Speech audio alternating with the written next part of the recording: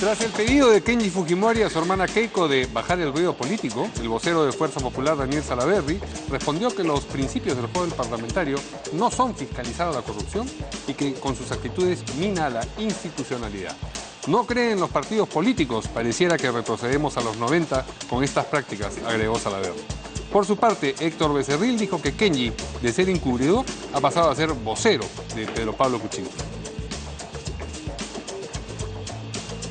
La presidenta del Consejo de Ministros, Mercedes Arauz, anunció hoy que el pedido de facultades al Congreso, por el momento, está en stand-by y que en la medida de lo posible se avanzará con los proyectos de ley, pues algunas medidas ya estaban en la agenda legislativa.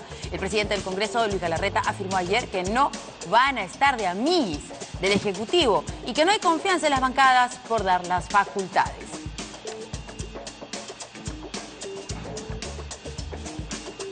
Y la ex candidata presidencial Lourdes Flores negó haber recibido contribución alguna de la empresa brasileña Camargo Correa para la campaña presidencial del 2006, tal como sugirió un semanario local. Mediante un documento, la lideresa del PPC indicó que no ha tenido ningún acercamiento con De Moura Waderley, directivo de la constructora, a quien negó conocer y haberle solicitado dinero para su campaña. La presidencia del Consejo de Ministros viene trabajando para una declaratoria de emergencia de las zonas afectadas por el sismo de 6,8 grados en escala de Richter producido ayer en Arequipa, informó la jefa del Gabinete de Ministros, Mercedes Arauz. Esto, según dijo, con el fin de reconstruir viviendas lo más inmediato posible y facilitar el trabajo de las personas encargadas, agregó. Y ya sabe que para estar al día con la información nacional e internacional tiene que seguirnos en nuestra página web www.canaln.pe.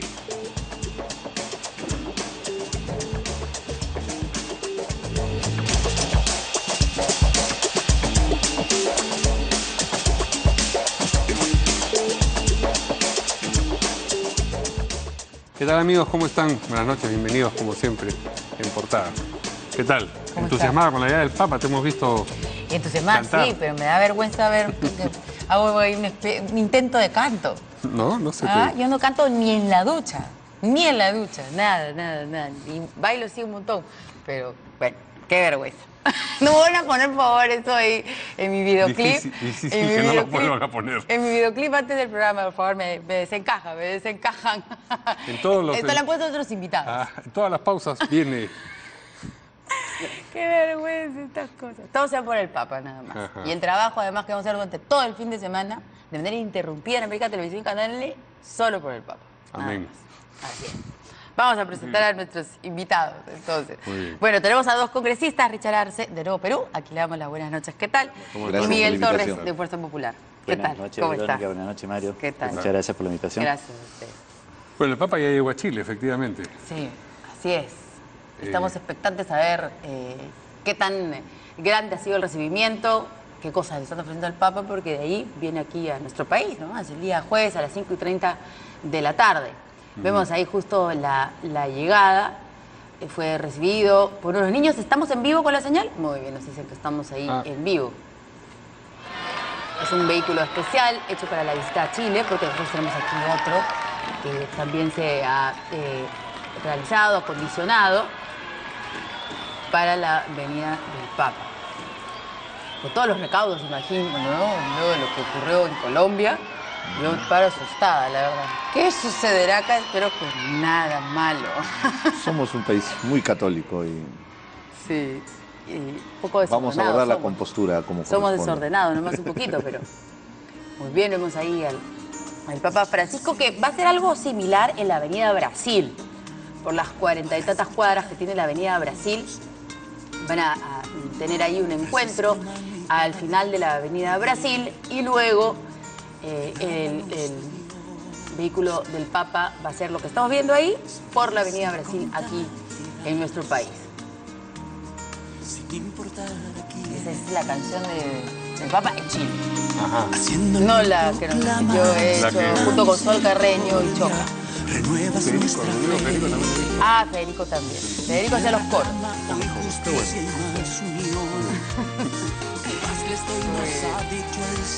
Muy bien, ahora sí vamos a la política. Nuestra está mejor, la nuestra está mejor.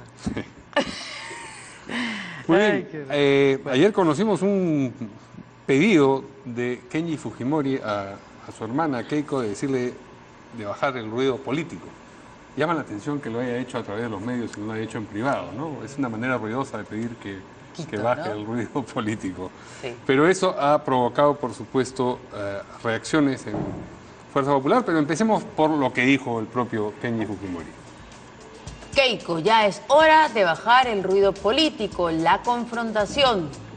Dejemos trabajar a los presidentes de otros poderes para que el Perú pueda salir adelante. Muy bien. Esto, como decía, ha motivado algunas respuestas. La primera de ellas, la del vocero de la bancada de Fuerza Popular, el congresista Daniel Salaverry. Vamos a escuchar lo que ha dicho. Y es que él realmente tendría la voluntad de que esto sea así, si es que estos días lo han ayudado a reflexionar y a darse cuenta que está en un error. Como usted dice, lo lógico hubiera sido que se acerque a su hermana y que converse con ella. Hacerlo mediante un medio de comunicación es simplemente quedarse en el tema superficial, pero que en el fondo vemos que ellos continúan con esta misma actitud. Nosotros queremos superar las cosas que se hicieron mal en los 90, no queremos regresar a esas viejas prácticas y esperamos que quienes estamos aún comprometidos con la lucha contra la corrupción nos mantengamos en esa línea. ¿Puede expulsar a Kenji Fujimori en este proceso disciplinario? Sí, no lo había escuchado, pero justo dice esto que mencionaba yo, que es curioso que se llame a no hacer ruido político a través de los medios. Vamos a escuchar también lo que dijo el congresista Becerril y luego vamos con los invitados. Y cuando dice que hay que bajar el ruido político, entonces significa, y nos da a entender, de que él se ha puesto en la posición de ya no fiscalizar la gestión de Pedro Pablo Kuczynski. Se ha pasado de ser encubridor de Pedro Pablo Kuczynski a ser ahora su vocero. Si él quiere y cree que es bueno que siga protegiendo la corrupción de Pedro Pablo Kuczynski con sus empresas, es un tema de él. Nosotros no vamos a claudicar en lo que significa la lucha frontal contra la corrupción. Y de repente, pues, si los principios... Así están las cosas. Bajar el ruido político haciendo ruido político, es más o menos lo que ha hecho el congresista Kenji Fujimori. ¿Qué nos dice el congresista Torres? ¿Le sorprendió ver a Kenji Fujimori haciendo este llamado a través de un medio televisivo? La verdad es que cada vez me sorprende menos las intervenciones de Kenji, ¿no? Yo pasé de conocer a un Kenji que verdaderamente estaba comprometido con una propuesta y como amigo mismo, ¿no? Que somos. Entonces, ¿todavía se sigue considerando amigo de él? Yo sí. A pesar del dedo apuntado. Con mayor razón. Con mayor razón. Después de eso han hablado. Mario, cuando yo tengo un verdadero amigo, lo voy y le digo las cosas en su cara. ¿Verdad? El falso amigo, el franelero es ese que habla por ahí, cuando te ve te dice eres lo está bien, máximo, a veces cuando se dicen cosas ásperas, claro, no sabemos exactamente lo que usted dijo, pero la gestualidad da a entender yo sí me considero su amigo, sí, ojalá que él siga considerándome como tal. ¿Pero después de eso lograron hablar? No hemos tenido la oportunidad, pero seguramente que en algún momento vamos a poder hacerlo. Pero ya no le sorprende nada, dice. Te decía, pues no me sorprende, ¿no? Porque yo al inicio pensaba que Kenji caía en momentos erráticos, producto de la desinformación o de que alguien lo aconsejaba mal, pero ya cada vez veo a una persona distinta a la que yo conocía en realidad y que parecería que estuviera afanado en generar conflicto, ¿no? Afanado en dividir, afanado en separar. Y evidentemente escucharlo, que por televisión esté mandando un mensaje a su hermana, pues deja mucho que esperar, ¿no? Sobre todo porque, vamos, es evidente que todos los congresistas tenemos la posibilidad de hablar con Keiko. Y él, siendo su hermano, pues con mayor razón. De hecho, de lo que yo tengo entendido, desde siempre, ellos tenían la costumbre de almorzar juntos en la Iroes y en las noches la pasaban con doña Susana. Entonces, los domingos. Sí, los domingos. Entonces, oportunidad para conversar han tenido. Sé que Kenji suspendió esas visitas hace algún tiempo, pero oportunidad tiene, como te digo, ya sea en el ámbito familiar como en el ámbito congresal, o sea, como político. No, aquí claramente tiene un interés. O sea, Kenji ya ha dicho además de hace bastante tiempo qué es lo que él y aparentemente su padre, el líder histórico de fuerza del fujimorismo, es que se vaya Ana Vega y que se vaya el señor Figari. Y una vez que ellos se vayan, me imagino que las cosas van a cambiar. Pero como no se ha hecho caso a este pedido, que ya tiene bastantes meses, y que a pesar de ello, porque dice que estas dos personas se oponían a la salida de Alberto Fujimori, se indultó a Alberto Fujimori, entonces él está empoderado y ya siente, me imagino yo, que puede hasta hacer este pedido a través de la televisión. Ya, y eso es curioso, pues porque todos los que de alguna manera nos consideramos fujimoristas, incluido los fundadores del partido, Ana, Pierre y los demás que los acompañaron, todos queríamos ver libres a Alberto Fujimori. Por supuesto que sí. Si tú me dices, amigo, ¿tienes el gusto de tenerlo libre? Por supuesto que sí. Desde el plano amical estoy feliz de la vida. Desde el plano político estoy contento. Sin embargo, no estoy totalmente satisfecho. Hubiera preferido que la libertad se diera en otras condiciones, a través de la vía jurisdiccional o a través de un indulto que me lo debe un presidente que no sea pues un presidente que esté con el sello de corrupción. O sea, el camino para mí no ha sido el idóneo. ¿Y qué tiene que pasar para que esté totalmente contento? Yo hubiera estado feliz de la vida. No, pero hoy, porque ya las cosas no se pueden retroceder. ¿Qué tendría que suceder? ¿Que regresara nuevamente la DIRO de Alberto Fujimori y que otro presidente lo saque? No, en lo absoluto. Yo respeto la decisión que el presidente de la República ha tomado porque es una decisión política. Es una decisión política y por eso pues una invitación a presentar una vacancia, como lo ha hecho Frente Amplio, no corresponde porque estamos hablando de una decisión política y las decisiones políticas no están sujetos a esta medida. Entonces, no, nada, el presidente ya está libre, el presidente debe gozar ya de su familia, debe gozar de esa tranquilidad que le puede brindar la libertad y nosotros tenemos que continuar haciendo lo que nos corresponde. En el caso de Fuerza Popular, nosotros lo tenemos muy claro. Ahí sí, ciertamente hay 10 personas, 10 miembros de 10 compañeros que están confundidos. Pero para Fuerza Popular la visión está clarísima. Nosotros nos hemos desmarcado de la corrupción, nosotros hemos señalado acá, nosotros no aguantamos ni un poquito de corrupción. Sí. Ni por un banquito, ni por una pequeña participación. Una pregunta al margen, pero que tiene que ver con eso. ¿Ustedes están convencidos de que las prácticas del presidente Kuczynski en su momento fueron corrupción? Porque tanto el congresista Becerril como usted hablan directamente de corrupción, aun cuando no ha habido un proceso Mario, al respecto, ¿no? Sí, no es una presunción, sino ya es una... A ver, todos los elementos que nosotros hemos tenido nos llevaron a considerar de que el presidente incurría en la incapacidad moral permanente. No, ¿eso por qué? Por los hechos relativos a la corrupción que ha habido cuando él ha asumido posiciones públicas, ¿sí?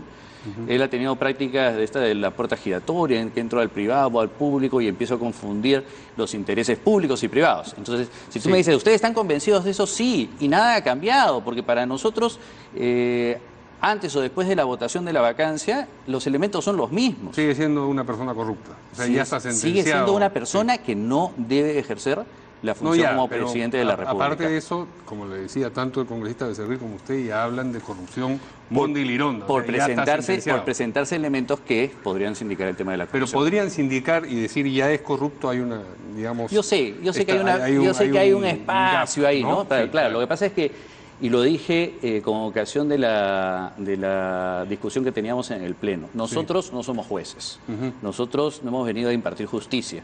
Nosotros lo que teníamos que hacer en ese momento era tomar una decisión política respecto a si con estos elementos y con la participación y las respuestas tan vagas que ha tenido el presidente de la República se debía o no mantener dentro del puesto. Nosotros decimos que no, y eso evidentemente no limitaba que se siga el procedimiento judicial correspondiente o de investigación correspondiente para encontrar alguna responsabilidad penal, ¿no? Sí, pero ¿cómo van a hacer durante 3 años? Porque van a tener que trabajar con este presidente que ustedes consideran corrupto. Claro, para nosotros es sumamente incómodo, pero nosotros también somos respetuosos de la decisión que democráticamente se tomó en el Congreso. O sea, a ver, si las reglas te dicen, tú presentas una moción de vacancia y para poder vacarlo necesitas 87 votos y no lo consigues, Verónica, bueno, no lo conseguiste, continúas. No es que cambie nuestro parecer, no quiere decir que con los 17 votos creo que tuvo, vamos a pensar de que todo ha sido impoluto y no. En realidad, nosotros consideramos que las cosas están mal y tenemos que seguir buscando, indagando y evidentemente fiscalizando el actuar que va a tener en esta gestión, ¿no? Para llegar a Kenji, pero empecemos por este mismo punto, congresista Arce. ¿Ustedes también ya sentencian de corrupto al presidente Kuczynski? No podríamos hacer la afirmación definitiva.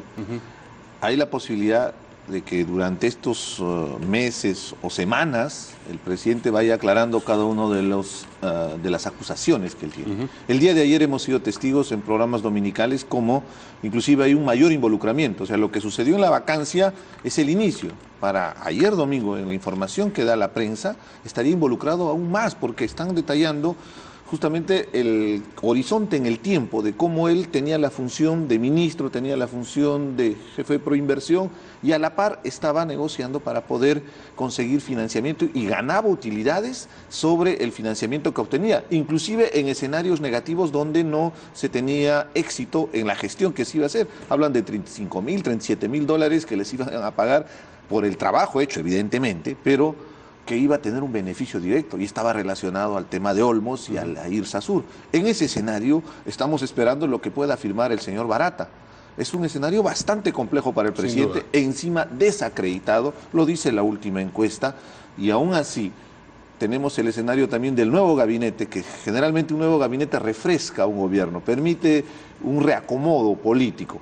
Pero este gabinete no es de la reconciliación y menos va a ser de emprender una nueva imagen del gobierno. El gobierno está desacreditado, las marchas que se han dado están siendo cada vez mayores y se está programando una próxima marcha para fines de este mes. Entonces, en ese marco es bastante complicada la situación política del gobierno. Esta tensión entre Kenji y Keiko, ¿usted quién encuentra que tiene la razón, si alguno?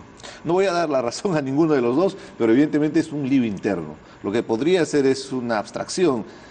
Si Kenji Fujimori quiere decirle algo, hay canales internos para poder conversar, y si lo menciona a través de medios televisivos es que ya hay un cortocircuito, ¿no? Ya hay una tensión bastante alta. Mi sugerencia sería que solucionen sus problemas internamente. Definitivamente esto ha sucedido después de la vacancia, ha sucedido en casi todas las tiendas políticas. Ha habido renuncias de varios congresistas. El indulto. Perdón, de la vacancia, después de la vacancia, recuerden bien, claro, la vacancia, y después, votó dividido, claro, Acción Popular votó dividido. a 3 días vino el indulto negociado, un toma y daca bajo la mesa, se negoció la vacancia con el indulto, es nuestra percepción. Eso ha generado que haya renuncias, inclusive en los diferentes partidos políticos. Ahora, internamente el fujimorismo tendrá que solucionar estas diferencias que se vienen ventilando a través de los medios de comunicación. ¿Hubiera sido mejor vacar al presidente y no iban a indultar a Alberto Fujimori? Es una abstracción que también hacemos. En el momento que era Navidad, y justo yo estaba con la familia, escuchamos la noticia por medios de comunicación que lo habían indultado. En ese momento la reacción natural es, ¿por qué no se indultó? ¿Por qué no se vacó al presidente? Era evidente en ese momento, pero también ubiquémonos en el contexto en el que hemos estado. Nosotros tenemos una abstracción también respecto al tema de la vacancia. Para nosotros, y con todo respeto, el tema del fujimorismo es que están arremetiendo contra el Ministerio Público, contra el Tribunal Constitucional, y entendíamos que también había una especie de golpe de Estado desde el Congreso de la República contra el Ejecutivo. Y en ese escenario lo que tratábamos, no defendiendo a Pedro Pablo Kuczynski, estábamos tratando de cuidar la gobernabilidad del país. Fue una decisión muy compleja, muy difícil, que iba a tener su costo político y que lo asumimos públicamente, porque mucha gente critica evidentemente la posición que hemos tomado de retirarnos del Pleno del Congreso, pero no íbamos a ser parte de una farsa, ni el lobismo de PPK, ni tampoco la intención del golpe de Estado que pretendía hacer. Terminaron ayudando a PPK. En este escenario, después sí, claro, con el epílogo del indulto. Sabían, o sea, no pero pensar que fíjese, por eso es que estamos haciendo la ustedes. acusación constitucional. La señora Mercedes Arauz no solamente verbalmente conversó con nosotros, salió a comunicar a la prensa, hubo conferencia de prensa donde desmentía a los 4 vientos. ¿Cuál es el delito? El Ministerio porque están acusando a la por haber mentido. Una autoridad no puede mentir al país en esa magnitud. Por eso no puede... Pero fíjese, hay un detalle muy importante acá. el ministro de Justicia... Que no es vacancia como el presidente. Ah, no. Una acusación constitucional tiene su procedimiento, pero eso. permítame cerrar la idea para que se pueda entender. En ese escenario, en esa instancia, el Ministerio de Justicia emitió un comunicado oficial día 21 de diciembre, mencionando que no había absolutamente nada respecto al indulto, cuando ya se había solicitado el indulto. Y el día 18, el responsable de la DIROES había remitido un documento, o sea, 3 días antes se había un documento que ha ingresado al Ministerio de Justicia. ¿Cómo es posible que el ministro de Justicia pueda mentir de esa manera? Tenía que haber informado al país.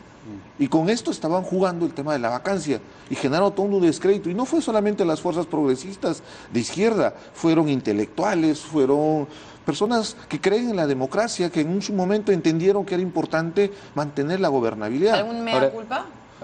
Sí, por supuesto. Cómo nos puso en un escenario bastante complejo como el de la segunda vuelta. Bueno, nos dijo usted que el 24 de diciembre, cuando vio esto, en ese momento dijo, ¿cómo la no lo reacción, bajamos? claro. Entonces se arrepintió, hubo un momento en el que se arrepintió. En ese momento, le digo con toda sinceridad, dijimos, ¿cómo no se dio la vacancia si estábamos viendo que era una situación bastante compleja, con tantos medios de información que hablaban del indulto, pero nadie creía que en 3 días iban a saltarse diferentes procedimientos? El presidente tiene la prerrogativa constitucional, está en su derecho, pero eso no significa que él puede saltarse los procedimientos.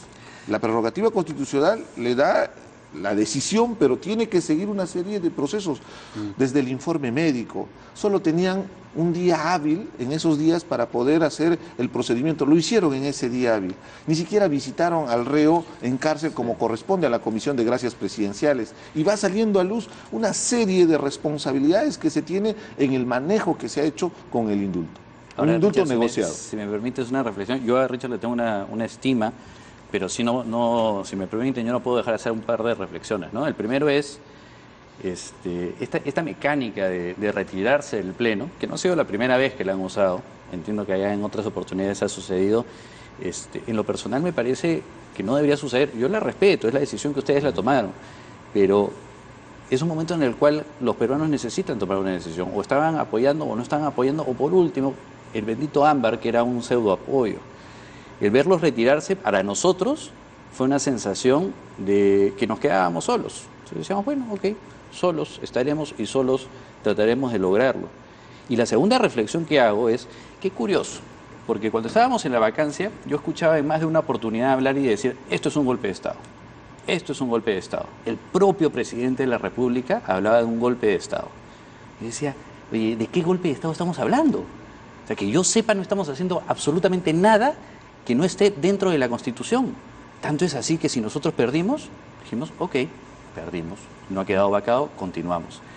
Sería es tan ilógico que es llegar al extremo, y aprovecho la presencia de Richard para decírselo, es llegar al extremo de decirles, o sea, ustedes ahora quieren hacer golpe de Estado, porque estás presentando una acusación constitucional a Mercedes Arauz. O sea, no es ante mi devoción, Yo estoy convencido de que ahí hay un problema. O ella mintió o le mintieron. Como quiera que sea, no debería estar donde está. La vacancia es un clarísimo. procedimiento totalmente distinto. No, a pero una ustedes nos acusación hablaban de un golpe de Estado porque nos decían... distintas. Richard, pero ustedes nos hablaban de un golpe de Estado porque decían, no, es que han acusado constitucionalmente al fiscal, han acusado constitucionalmente al Tribunal Constitucional, a miembros del Tribunal Constitucional, cuando lo del Tribunal Constitucional no lo habíamos generado nosotros, no lo habíamos propuesto nosotros. La celeridad que le están dando a todo ese procedimiento, inclusive la recomendación, teniendo 4 magistrados, a un magistrado pedir una sanción como la suspensión de 10 años, Richard, y a los otros un pedido de los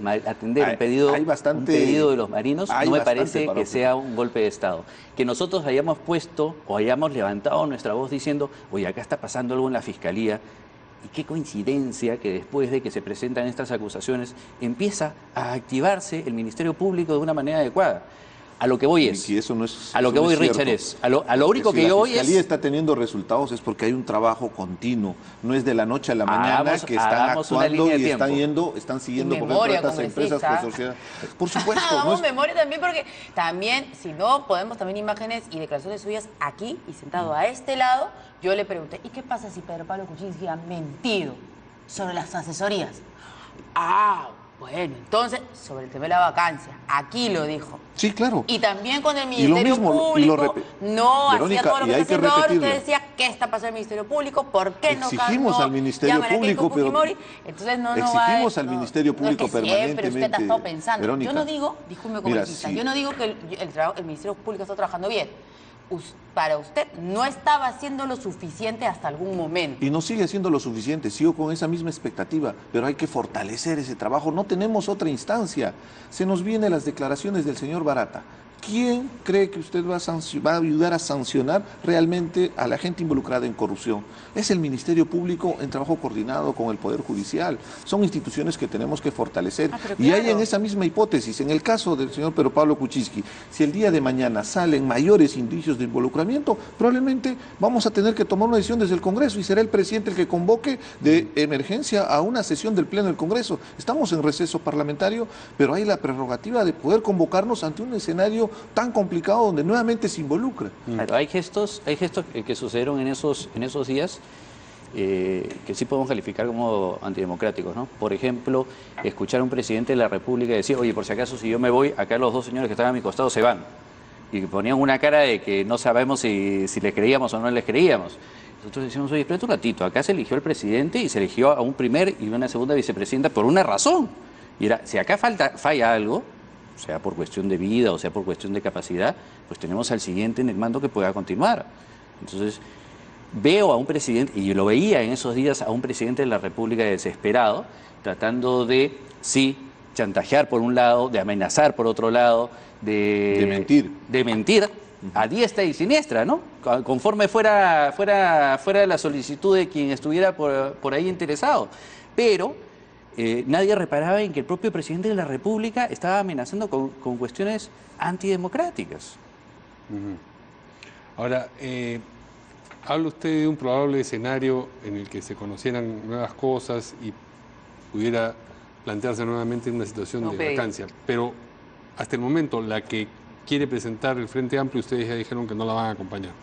No, nosotros no hemos recibido formalmente el documento que han todos mencionado. Nos hemos enterado por la prensa que lo están... Sí, pero es importante leer el documento. Recordemos bien, y vamos a ser muy objetivos, la anterior moción presentada por el Frente Amplio tenía inclusive párrafos copiados. Eso le hace perder credibilidad, eso inclusive atenta el debido proceso. Es importante, es que imagínense, vamos a destituir a un presidente, tiene que estar bien argumentado, bien sustentado, hay todo un tema legal, no soy abogado, pero sé muy bien que hay una especie de hermenéutica parlamentaria que especifica cómo se tiene que hacer un buen sustento de una moción de vacancia. ¿La iniciativa política la acompañarían o no? Hay que revisarlo, hay que revisarlo. Y tendría que haber nuevos indicios. Nosotros desde nuestro espacio... El congresista Quintanilla ha declarado en más de un medio, ya creo que no la acompañaría. No, se ha descontextualizado un poco el comentario, porque lo que nosotros esperamos es recibir el documento como corresponde, como votamos el día, y creo que votamos casi la mayoría, para que se abra el espacio del debate para evaluar la vacancia, que era lo democrático. Si se presenta un espacio de vacancia, va a tener que evaluarse, pero con nuevos indicios, con nuevas pruebas que tendrán que el señor Pedro Pablo Kuczynski sustentarla, argumentarla, defenderse como corresponde en el debido proceso. Quería preguntarle antes de ir a la pausa que no tuvimos la oportunidad de preguntárselo a Verónica Mendoza, que tuvimos un enlace telefónico, ¿te acuerdas con ella? Pero claro, estaba en medio de la marcha y fue muy difícil. Se pedía 3 cosas, por lo menos Nuevo Perú pedía 3 cosas en la marcha de la semana pasada.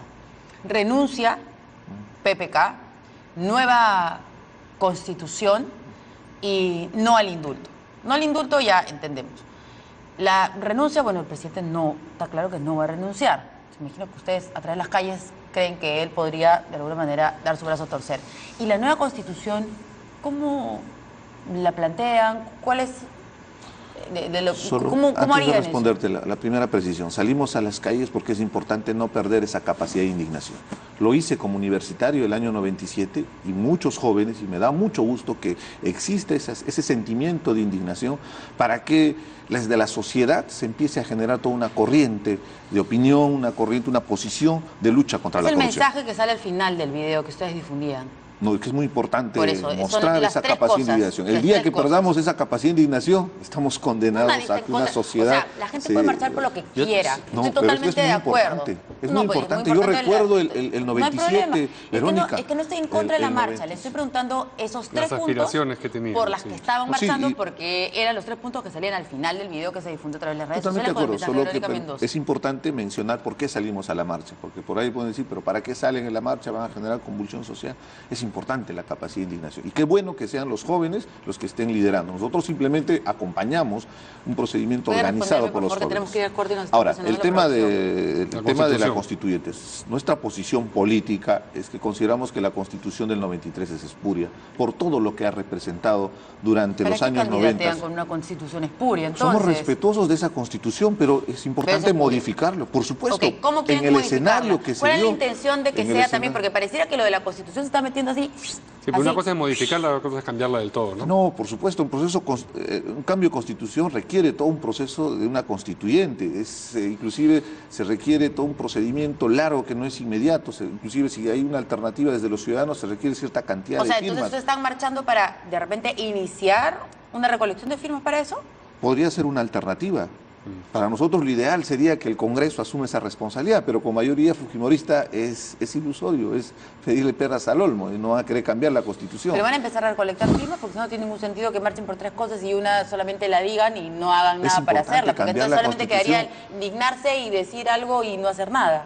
Para nosotros el origen de la corrupción está en la Constitución porque se pone en preeminencia intereses empresariales por encima de los intereses del país. Tenemos que ir a una pausa. que la réplica, claro, regresamos, ¿no? es que A la- todavía hay temas, a la tenemos que hablar Constitución. todavía de Joaquín Ramírez, sobre el que se han Tenemos que ir a la conocido pausa, nuevas tenemos que ir a la noticias en el fin de semana. De eso hablamos al regreso.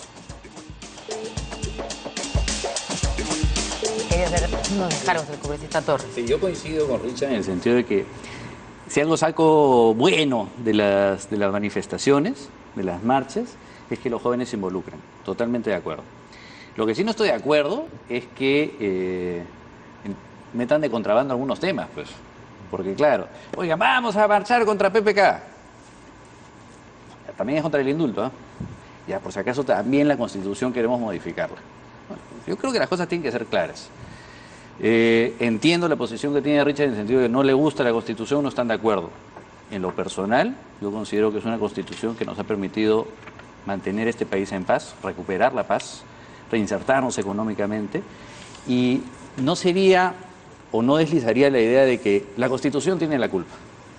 Oigan, finalmente los documentos o las instituciones no son las buenas o malas, ¿no? Las personas son las buenas o malas. Yo puedo tener un Ferrari, un carrazo, y va a depender mucho del chofer o de quien está manejando cómo es que ese Ferrari se desempeña. Entonces, yo veo una Constitución que estoy feliz de la vida de reconocer que ya va a tener sus 25 años. Este año cumplimos los 25 años de la Constitución. ¿Y usted por qué no fue a la marcha a favor del indulto? Primero porque no fuimos convocados. Es decir, ¿Qué, Fuerza mandaron Popular, invitación? Fuerza Popular no fue convocada. No, pero todo el mundo sabía qué día era. Pero no Podrían fuimos- haber ido si también están de Bueno, acuerdo esa es con la el primera indulto. razón. Ya, la primera razón es porque no fuimos convocados. La Ya. segunda razón es que, por más que yo me encuentro feliz, y yo se los he reiterado, de ver a don Alberto Fujimori en libertad, no estoy completamente satisfecho por la forma como se ha hecho. Yo quiero que por favor me entiendan y sobre todo que comprendan que para mí esos detalles sí son importantes. Por supuesto que estoy feliz que el padre de mis amigos esté libre. Por supuesto que estoy feliz que el líder histórico de mi partido esté libre. Por supuesto estoy feliz de que la persona con la que trabajó mi padre durante 10 años esté libre. ¿Cómo no voy a estar feliz? Estoy encantado de la vida de que él pueda disfrutar de esa libertad. Sin embargo, eso no me limita de decir no fue la forma adecuada. Y por eso no fue. Ok, listo.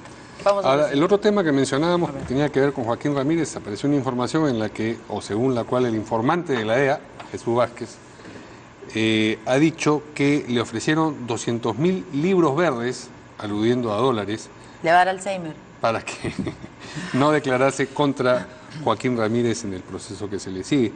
Eso es lo que apareció como información y, por supuesto, previsiblemente, el abogado de Joaquín Ramírez ha negado esa pretensión de dar el soborno. Vamos a escuchar lo que dijo el abogado del señor Ramírez. Indignado por la forma como se está procediendo por parte del señor Jesús Vázquez con el señor Alfonso Urrunaga. Mi patrocinado, Osías Ramírez, niega de manera tajante haber contactado, conocer, ya sea directamente o a través de terceros, al señor Alfonso Urrunaga. No tiene ni trato social, amical, ni de ningún tipo. También he conversado con el señor Joaquín Ramírez y él me dice lo mismo, que no ha tenido ningún trato en ninguna época de su vida con el señor Alfonso Urrunaga, no ha autorizado a una tercera persona o a alguien en particular para que converse a su nombre o de su hermano con el señor Jesús Vázquez. Resulta extraño que en 3 años de investigación el señor... Muy bien. Sí, perdón. Porque quería preguntarle al congresista Richard Arce. Realmente esta denuncia de Joaquín Ramírez y el involucramiento de este señor piloto Jesús Vázquez, que ha sido testigo de la DEA, tiene una relación, involucra a Fuerza Popular y tienen la responsabilidad de poder aclarar, porque Joaquín Ramírez ha sido secretario general del partido. Y recordemos bien que inclusive en campaña política, ese último mes de elecciones, salió esta noticia. Se trataron de desmentir y pienso que les ha costado políticamente. Y de por medio hay un proceso fiscal, están haciendo una investigación. Por ende, se requiere que se conozcan mayores detalles, que se deslinde cualquier tipo de responsabilidad, porque estamos hablando de cosas mayores. Si se pretende comprar la versión que va a tener una persona que va a ser testigo que para deslindar responsabilidades de uno de los involucrados es realmente grave. ¿A qué nivel se estará relacionando esto? Tengo entendido que el fiscal ya tiene la información, tiene los audios de esta conversación, de esta intención de querer comprar la posición que tenía este señor Jesús Vázquez. Esperemos que la Fiscalía actúe y pueda detallar esta información. Joaquín Ramírez tiene mucho que aclarar, desde el desbalance patrimonial, el hecho de haber perdido su contabilidad en un taxi, deja bastante que desear como información. Bueno, nuevamente decirle lo que en más de una oportunidad les he señalado, ¿no? Primero que estamos partiendo toda esta historia de un bendito audio y de una conversación que se supone que existió y que nunca se evidenció. ¿Se refiere a la de...? A la original, la que se acuerdan que iba a llegar... Que habló con Ramírez claro. Y que Ramírez le dijo que se le había dado supone, dinero. claro, y que se supone que iban a aparecer millones. Y todo lo demás y que nunca salió a la luz.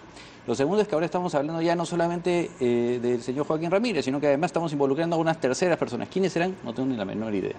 Y cuando lo escucho a Richard decir, oye, sí, deberían ayudar a hacer toda la aclaración, por supuesto que lo estamos haciendo. Vamos, y no solamente estamos ayudando, sino que incluso hasta con plena y absoluta seguridad, yo siento que ya el tema es abusivo hacia Fuerza Popular, por una razón muy sencilla. Si a mí me inician procesos como Fuerza Popular en la Fiscalía, en donde me piden información, yo entrego la información, en donde me citan y voy a las citaciones, en donde trato de dar todas las facilidades que corresponden, y no obstante eso, por ejemplo, me programan un allanamiento, cuando los allanamientos son medidas ulteriores, medidas que ya tú las utilizas como último mecanismo cuando estás obstruyendo la justicia, pues evidentemente yo tengo que decir de alguna manera, acá está pasando algo raro.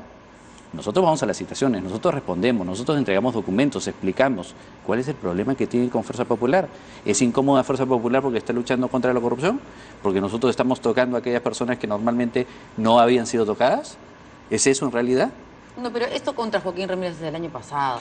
A ver, es que todo está ligado. Y empezó a inicios creo que viene de año 2014 incluso. cuando empezaron a investigar viene el lavado de la de campaña activos. de la segunda vuelta, acuérdense.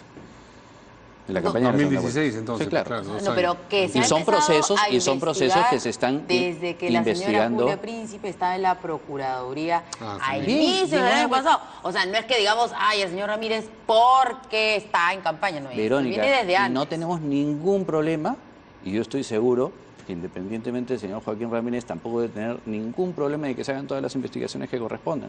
Pero cuidado con el valor que les demos a las cosas. Pues si ustedes me dicen, oigan, sí, tenemos una grabación donde hay una persona que nadie conoce y que está hablando con otra persona y está diciendo algo, entonces extraemos esa parte y lo ponemos como noticia. Yo, la verdad, es que me parece que ahí no hay ninguna noticia, no hay nada que se haya corroborado, no hay nada que verdaderamente diga, sí, pues esta es una investigación fiable, tenemos que aunarnos al proceso que está haciendo la Fiscalía y poder empujar. ¿El señor Joaquín Ramírez no debería estar siendo investigado por lavado de activos? Eso será algo que lo habrá determinado el Ministerio Público y tendrá sus razones para hacerlo. Y el Poder Judicial será el que determinará si es que corresponde o no. ¿Y usted confía en que él no es un lavador?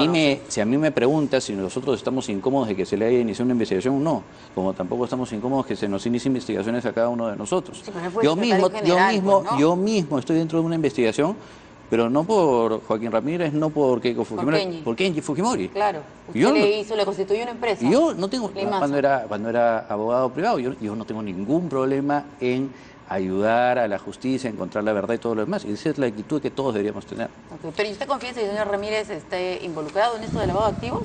Dudo muchísimo. ¿Qué tan cercano era en la campaña? Me estás hablando de una campaña en la cual... Del señor Ramírez, claro, estoy hablando, o sea, para saber si confía o no en lo que él dice. Recuerden que él fue reemplazado después por José Klimper, ¿no? Sí, pues evidentemente era una persona que estaba relacionada con el partido, eso es indudable. Por eso digo, ¿no? Si tú me dices, yo creo en la inocencia de Joaquín, a mí me parece que Joaquín tiene todas las capacidades para haber salido adelante y haber hecho el dinero que corresponda. Y si es que hay alguna duda, estoy seguro de que yo no soy su abogado, ni soy ahorita compañero con él dentro del partido, pero estoy seguro que él va a tener las explicaciones suficientes para poder salir bien. Pero ¿cuál es la posición de Fuerza Popular respecto a esta investigación de lavado de activos? Que se dé todas las investigaciones que quieran. Bien complejo y bastante delicado. Es más, porque es un partido político. Tan afanados estemos en que se hagan investigaciones que invitamos también a que los demás partidos, aquellos que no entregaron ningún informe a la OMPE, también sean fiscalizados, también sean materia de citaciones. No que los allanen, yo no les desearía, por ejemplo, a ustedes que los allanen. Ya no sé exactamente en cuál de los movimientos estuvieron, pero yo no les desearía que los allanen, salvo que no estén ayudando a la búsqueda de la verdad. Pero yo lo que no desearía es que tuvieran un partido político, cualquier partido político, un ministerio público atrás de ellos. Justamente cuentas claras. Por supuesto. Y para los partidos políticos, lamentablemente, hay todo tipo de financiamiento en campaña. Tengo cierta experiencia regional, porque participé en campañas regionales y por eso digo, sé cómo financian campañas y lamentablemente eso rompe el esquema porque se vuelve clientelista. La gente invierte dinero para comprar votos y eso tenemos que cambiar en el país. Definitivamente, pero todos tienen que ser medidos con la misma vara. Definitivamente. Vamos a una pausa, muy rapidita, y regresamos para hablar sobre Mercedes Arauz y esta pedido. Las facultades que han quedado de todas maneras en stand-by. Así es. Muy bien, la presidenta del Consejo de Ministros, Mercedes Arauz, ha anunciado que el pedido de facultades al Congreso, en el que está el Ejecutivo empeñado, por el momento está en stand-by. Pero para conocer, digamos, cuál es la atmósfera que puede haber condicionado este retroceso momentáneo, por lo menos en la decisión de pedir facultades, vamos a conocer primero lo que dijo, o apareció por lo menos en correo ayer, declaraciones de Luis Galarreta, que es ni más ni menos presidente del Congreso. Y dice: hay un pedido de facultades, se evaluarán si corresponde, pero no hay confianza en las bancadas. En efecto, hay una preocupación del oficialismo, ¿las facultades se les va a dar?, pregunta el periodista. Eso le corresponde a las bancadas. Creo que es un momento difícil, pero la delegación de facultades requiere confianza, potestad que se le dio y no la usaron bien.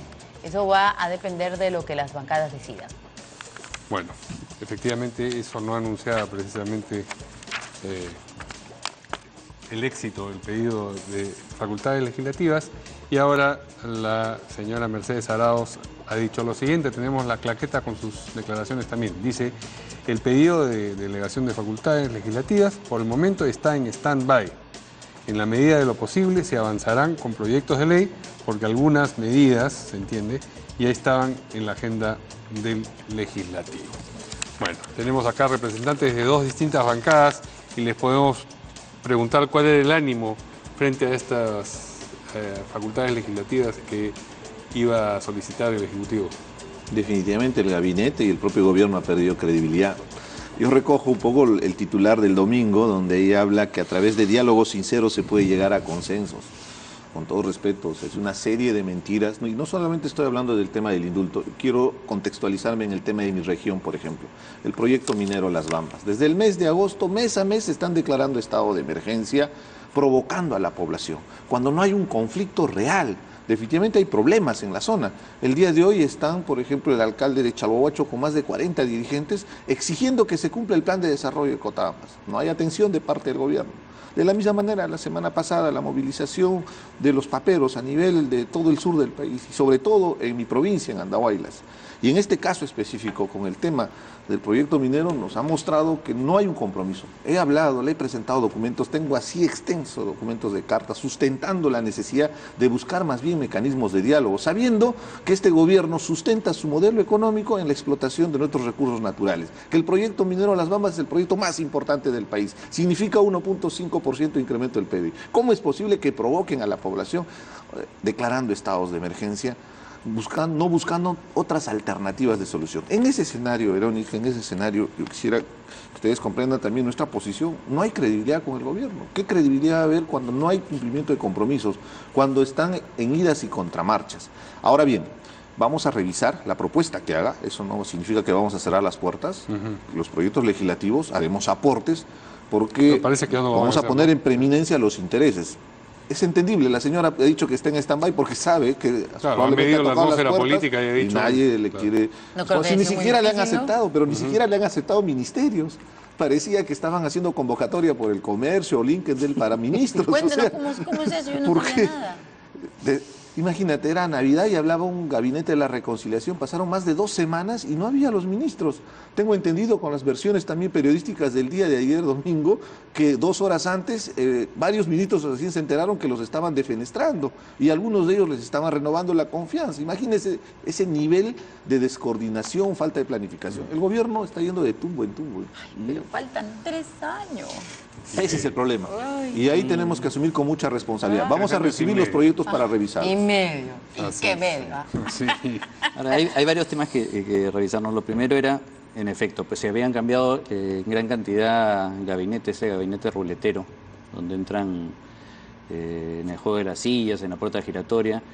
Pues evidentemente que esa solicitud de facultades que habían planteado tendrían que entrar en revisión, porque ya no necesariamente los mismos ministros que lo solicitaron son los que iban a defenderlo, ¿no?